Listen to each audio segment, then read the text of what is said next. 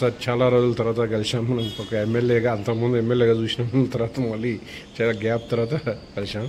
ఎమ్మెల్యేగా ఉన్నప్పుడు చూసాం, మళ్ళీ మధ్యలో కొంత గ్యాప్ ఒక 10 సంవత్సరాల పైన గ్యాప్ ఉన్నట్టుంది. ఆ గ్యాప్ తర్వాత మళ్ళీ ఎమ్మెల్యే అయ్యారు. అప్పుడు మీరు రాజశేఖర రెడ్డి సమయంలో ఎమ్మెల్యేగా ఉన్నారు, మంత్రి వర్గంలో ఉన్నప్పుడు. అయితే ఇప్పుడు రేవంత్ రెడ్డి గారు అదే గవర్నమెంట్ కూడా రావడం అనేది చాలా ఆలస్యంగా మళ్ళీ అదే గ్యాప్ తోటి వచ్చింది. అయితే ఆ గవర్నమెంట్కి ఈ గవర్నమెంట్కి ఎలా అనిపిస్తుంది? రాజశేఖర రెడ్డి లాగానే ఉందా, కొంచెం ఇంకా మెరుగ్గా ఉంటుందా?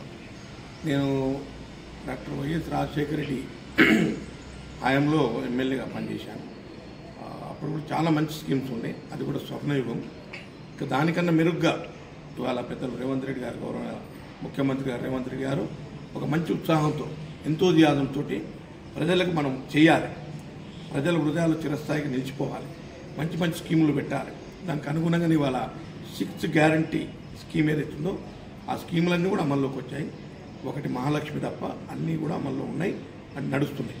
ఇక త్వరలోనే ఇందిరమ్మ ఇల్లు, పెన్షన్లు, రేషన్ కార్డులు, వీటితో పాటుగా మహాలక్ష్మి, తర్వాత ప్రతి గ్రామంలో కాలనీ కట్టించాలి, హౌస్ సైట్స్ ఇచ్చి కాలనీ కట్టించాలి, నిరుద్యోగ యువకులకు 2 లక్షల వరకు ఉద్యోగాలు ఇవ్వాలి.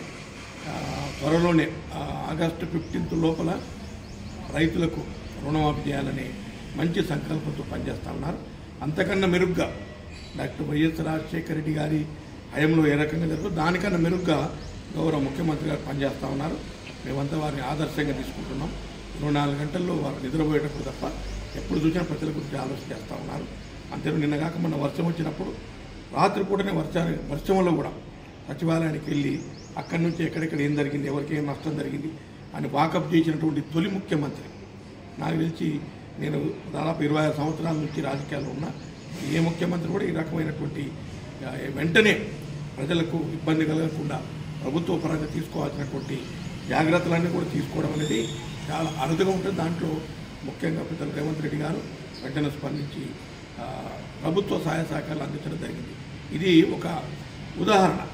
కాబట్టి రాబోయే కాలంలో ఇంకా మెరుగ్గా, ఇప్పటికే మొన్ననే మాతో చెప్పారు, ప్రతి తండకు రోడ్డు ఉండాలి, కరెంటు ఉండాలి, మంచినీళ్ళు ఉండాలి, బేసిక్ కమ్యూనిటీస్ మౌలిక సదుపాయాలు కల్పించడంలో ప్రభుత్వం ముందు వరుసలో ఉండాలి. మీరు ఎక్కడ వీలుంటే అక్కడ మాకు లిస్ట్ ఇవ్వండి, ఎక్కడంటే అక్కడ శాంక్షన్ చేయడానికి రెడీ ఉన్నామని చెప్పారు. మనం మేము లిస్ట్ ఇచ్చాము, ఆల్రెడీ శాంక్షన్ అయి ఉన్నాయి.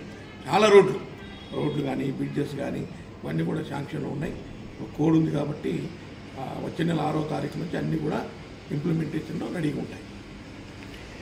తర్వాత ఇప్పుడు ఈ ఒకటి ఫ్రీ బస్ అనే దాని మీద మన మోడీ ఒక కామెంట్ చేశాడు. ఫ్రీ బస్ ఇచ్చినట్టయితే మెట్రో లైన్లన్నీ ఉట్టిగా తీయాల్సిందన్న పరిస్థితి, బస్సులు లేక వాళ్ళకు నష్టం వస్తే వాళ్ళ కంపెనీలు వెళ్ళిపోతాయనే యాంగిల్ అన్నారు కదా. దాని గురించి ఏమైనా గవర్నమెంట్ రీథింక్ చేసే అవకాశం ఉందా, రద్దు చేయడం కోసం కానీ, లేదంటే ఏమైనా కన్సెషన్లు ఇచ్చే విధంగా? మోడీ మాటలు ఎవరి నంబరు, మోడీ గతంలో చెప్పినామని ఏం చేయలే, పైగా కామెంట్ చేస్తే ఒక నంబరు. ఫ్రీ బస్ వల్ల మహిళలకు, గ్రామీణ ప్రాంతాల్లో ఉన్న మహిళలకు పెద్ద మొత్తంలో లాభం జరుగుతుంది. వారందరూ కూడా ఈ మార్కెటింగ్ కానీ లేకపోతే వాళ్ళకి అవసరం ఉంటే ఎక్కడంటే అక్కడ వెళ్ళి ఫ్రీ బస్సులో వాళ్ళు హ్యాపీగా జర్నీ చేస్తూ ఉన్నారు. ఆటో వాళ్ళకు ఏదో ప్రాబ్లం ఉందంటే దాన్ని కూడా ముఖ్యమంత్రి గారి దృష్టికి తీసుకెళ్తే ప్రయాణం 12,000 రూపీస్ వాళ్ళకు కూడా ఇస్తామని ఒప్పుకున్నారు. అది కూడా ఇంప్లిమెంటేషన్ కాబోతుంది. అన్నిటికి మించి ఫ్రీ బస్ వల్ల కొనుగోలు శక్తి పెరిగింది. అదే టెంపుల్స్కు చాలామంది విజిట్ చేస్తూ ఉన్నారు టెంపుల్స్. దాంతో గవర్నమెంట్కి రెవెన్యూ పెరిగింది. పబ్లిక్ వాళ్ళకు ఏదైతే బస్ ఛార్జెస్ మిగిలి వాళ్ళకి ఎక్స్పెండిచర్ కూడా తగ్గింది. ఇటు కొనుగోలు శక్తి పెరిగింది, తర్వాత వాళ్ళ ప్రజలకు ఎక్స్పెండిచరు తగ్గింది. సో 2 రకాల లాభం, గవర్నమెంట్కి లాభం ఉంది, ప్రజలకు లాభం. కాబట్టి ఇది ఫ్రీ బస్ అంటే ఆర్టీసీ డిపార్ట్మెంట్కు గవర్నమెంట్ డబ్బులు పే చేస్తుంది. అడ్వాన్స్గా 270 కోట్లు పే చేశారు. మళ్ళీ సెకండ్ విడత కూడా పే చేయబోతూ ఉన్నాం. ఆర్టీసీని కూడా బతికించుకుని రావాలి, ప్రజలకు మంచి జరగాలి, ఆర్టీసీ కూడా హ్యాపీగా బతకాలి, ఆర్టీసీ కూడా సర్వీస్ చేయాలి. ఈ మోడీ, కేసీఆర్ చెప్పే మాటలు ప్రజలు ఎవరు నమ్మరు. వాళ్ళు చేయకపోగా చేస్తున్న స్కీములను విమర్శించడం అది మంచి పద్ధతి కాదు, ప్రజలే గమనిస్తున్నారు. ఫ్రీ బస్సు వల్ల లాభం తప్ప నష్టం ఎక్కడ లేదు. అక్కడక్కడ మగవాళ్ళు మాకు సీట్లు దొరుకుతూనే ఉంటారు. అందుకే నిన్న మన గౌరవ ముఖ్యమంత్రి గారు వెంటనే కొన్ని కొత్త బస్సులు కొన్నారు, 1000 పైగా 1500 పైగా కొన్నారు. మళ్ళీ సెకండ్ ఫేజ్లో కూడా మళ్ళీ కొత్త బస్సులు తీసుకుంటా ఉన్నారు. అదేవిధంగా పల్లె వెలుగు అనే బస్సులు, మినీ బస్సులు కూడా తీసుకోవాలనే ఆలోచన ఉంది.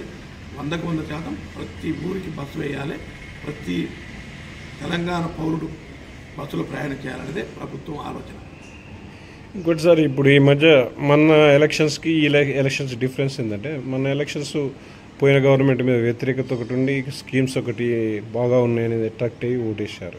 అయితే నిన్నటి ఎలక్షన్స్, పార్లమెంట్ ఎలక్షన్లో మాత్రం ఆటో వాళ్ళు ప్రధానంగా ఎక్కువ మంది, ఇది మీ ముఖ్యమంత్రి గారు చెప్పినట్టుగా మేము ఇంప్లిమెంట్ చేస్తాం 12,000 సంవత్సరానికి, అది ఇంప్లిమెంట్ చేయకపోవడం వల్ల చాలామంది ఆటో డ్రైవర్స్ యూనియన్స్ వాళ్ళు వ్యతిరేకంగా ఓటేసినట్టు తెలిసింది. దీన్ని మరి భవిష్యత్తులో ఏ విధంగా ఎదుర్కోగలుగుతారు?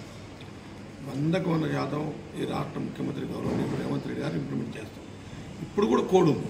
నిన్న క్యాబినెట్ మీటింగ్ కూడా పోస్ట్ పోన్ చేశాం. కోడ్ ఉన్నందు వల్ల ఇంప్లిమెంట్ చేయలేకపోయాం. మేము గవర్నమెంట్ వచ్చిందండి 5 నెలలు అయింది. 5 నెలల్లో 2 నెలలు కోడే ఉంది. 3 నెలల్లో అసెంబ్లీ ప్రమాణ స్వీకారాలు, అసెంబ్లీ నడవటం ఇదంతా ఒక నెల పోయింది. ఉన్న 2 నెలల్లో 60 రోజులలో అన్నీ కావాలంటే కావు. 60 రోజుల్లో అద్భుతాలు చేయాలని చేయలేము. మరి 10 సంవత్సరాలు మోడీ పరిపాలించారు, ఏమి చేయలేదు. 10 సంవత్సరాలు కేసీఆర్ పరిపాలించారు, వాళ్ళు చెప్పిన వాళ్ళ మేనిఫెస్టోలో ఏమి కూడా చేయలేకపోయారు. ప్రజల్లో ఇవాళ నమ్మకం వచ్చింది. ఇవాళ అంతెందుకు మా దగ్గర, మా ఏరియాలో అచ్చంపేట కానీ మా పాతపాలెం జిల్లాలో చాలామంది ఆటో వాళ్ళు మాకే ఓటింది, కాంగ్రెస్ పార్టీ ఓటింది. 100% రేవంత్ రెడ్డి గారు హామీ ఇస్తే తప్పరు, మాట తప్పరు, మనవ తిప్పరనే ఒక నానుడి ఉంది. దానికి అనుగుణంగానే ఇవాళ చాలామంది కాంగ్రెస్ పార్టీ ఓటేశారు కాబట్టి 14 సీట్లు గెలవబోతాం. ఇవాళ మరి మోడీకి ఓటేస్తే మరి వాళ్ళు గెలవాలి కదా. వాళ్ళకి 2-3 కన్నా ఎక్కువ లేవు. మరి కేసీఆర్కి అయితే అసలు జీరోనే. ఇవాళ ఈ రాష్ట్రంలో ఎక్కువ సీట్లు వచ్చేది కాంగ్రెస్ పార్టీకి. కాంగ్రెస్ పార్టీ కంటే వీళ్ళతో ఓటేస్తేనే వస్తున్నాయి. కాబట్టి 100% కాంగ్రెస్ పార్టీ నమ్మారు. అన్నిటికీ మించి మోడీ గెలిస్తే రాజ్యాంగం మారుస్తారు, రిజర్వేషన్ తీసేస్తారు, మళ్ళీ అల్లర్లు వస్తాయి. మరి ఈ రకంగా దేవుణ్ణి, శ్రీరామచంద్రుడిని బజారు తీసుకొచ్చి స్టార్ క్యాంపెయిన్ చేసి దేవుళ్ళకు కూడా పార్టీ జెండాలు కట్టి, అంటే దేవుళ్ళ కూడా రాజకీయం పులి మీద ఘన చరిత్ర మోడీ గారికి దక్కింది. ఇది కరెక్ట్ కాదు. దేవుళ్ళు అనేది అందరికీ దేవుళ్ళే.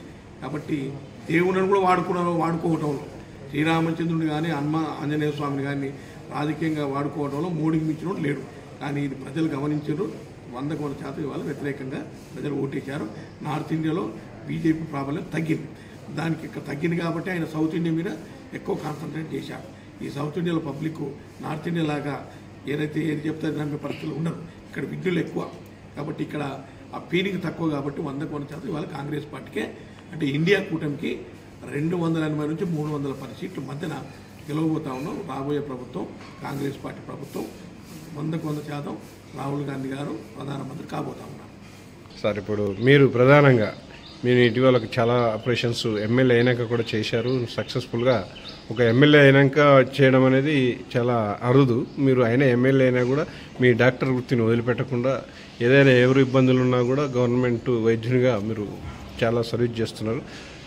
ఈ ఇటీవల కాలం చేసిన ఆపరేషన్ ఒక విశేషాలు చెప్పండి సార్. ఎట్లా జరిగింది అసలు ఆపరేషన్ అప్పుడు? మీరు అచ్చంపేటలో గవర్నమెంట్ హాస్పిటల్లో ఈ మధ్యకాలంలో ఒక 10 ఆపరేషన్ వర్క్ చేశాను. మొట్టమొదటిసారిగా నేను ఆర్టీసీ డిపార్ట్మెంట్ వాళ్ళు నాకు సన్మానం చేస్తున్నప్పుడు అనుకోకుండా ఒక ఓల్డ్ లేడీ రావడం జరిగింది. మా పాపకు డెలివరీ ఆపరేషన్ కూడా చేస్తలేరు, ఇబ్బందిగా ఉంది, హైదరాబాద్ పొమ్మంటా ఉన్నారు, నాకేం తోయటం లేదు, మీరు డాక్టర్ కాబట్టి మీరు ఏదో రకంగా ఆదుకోవాలని చెప్పినప్పుడు నేను వెంటనే అనుకున్నటువంటి ఇన్వెస్టిగేషన్స్ అన్ని చూశాను. చూసి అర్జెంటుగా అచ్చంపేట ఏరియా హాస్పిటల్లో అడ్మిట్ కానీ నేనే వచ్చి ఆపరేషన్ చేస్తాను, మా డాక్టర్లు ఎందుకు భయపడుతున్నారని అడిగాను. మాకు తెలియదు సార్ అని చెప్పింది ఆమె. వెంటనే ఆ మీటింగ్ అయిపోయిన వెంటనే వెళ్ళి ఆ సిజేరియన్ సెక్షన్ చేశాను. మదర్ అండ్ బేబీ ఇద్దరు సేఫ్గా ఉన్నారు. ఎక్కడైనా క్రిటికల్ కేసెస్ ఉంటే జనరల్గా నన్నే పిలుస్తారు. నేను చాలా హాస్పిటల్లో ఇటువంటి రకమైన క్రిటికల్ కేసెస్ అన్నీ చేస్తూ ఉంటాను. ఆ రకంగా అచ్చంపేట ఏరియా హాస్పిటల్లో ఆ రకంగా మొదలైన సర్జరీ ఇప్పటికి ఒక 10-12 ఆపరేషన్ చేశాను. దాంట్లో 10 కేజీల మల్టీలాక్యులేటెడ్ ఓవేరియన్ సిస్ట్ అని ఉంటుంది, దాంతోపాటుగా హిస్టెక్టమీస్, హెర్నియాస్, తర్వాత అపెండిక్స్లు, ఈ రకంగా చాలా ఆపరేషన్ చేశాను. దానికి అనుగుణంగానే ప్రతి నెల ఒక సర్జికల్ క్యాంప్ పెట్టాలి ఫర్ పూర్ పేషెంట్ల కోసం.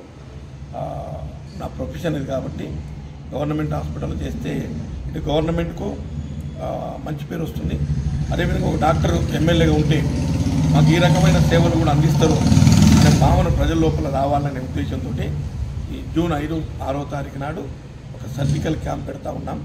మరి గతంలో ఈ ఏరియా హాస్పిటల్ను కట్టారు కానీ దాంట్లో ఏం లేవు, గోడలు ఉన్నాయి, రూములు ఉన్నాయి, కానీ ఎక్విప్మెంట్స్ కానీ ఫర్నిచర్ కానీ లేకపోతే అక్కడ ఉన్నటువంటి ఏవైతే మెడికల్ బేసిక్ ఎమ్యూనిటీస్ అంటాం, like x-ray, ultrasound, x-ray technician, ultrasound technician, తర్వాత బ్లడ్ బ్యాంకు, తర్వాత క్యాజువాలిటీ, ఐసీయూ ఇవేవి లేవు.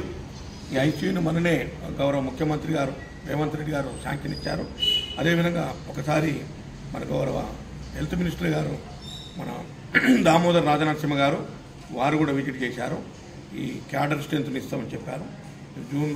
జూన్ ఎండింగ్ నాటికి ఈ క్యాడర్ స్ట్రెంత్ అంటే sufficient staff, medical and paramedical, ఈ స్టాఫ్ను కూడా ఇచ్చి అన్ని రకాలుగా హెల్ప్ చేస్తామని చెప్పారు.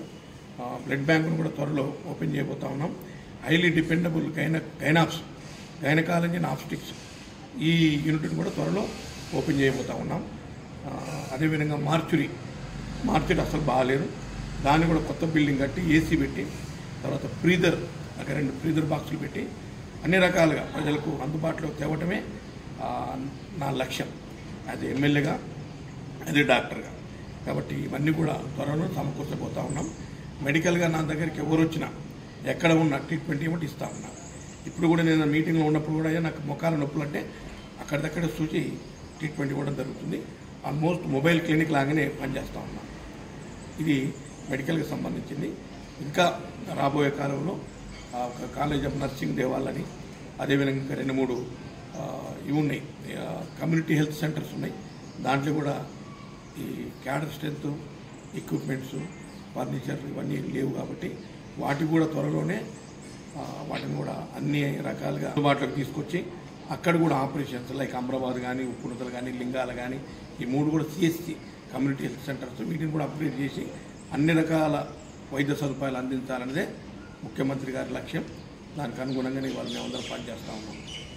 Okay sir, thank you.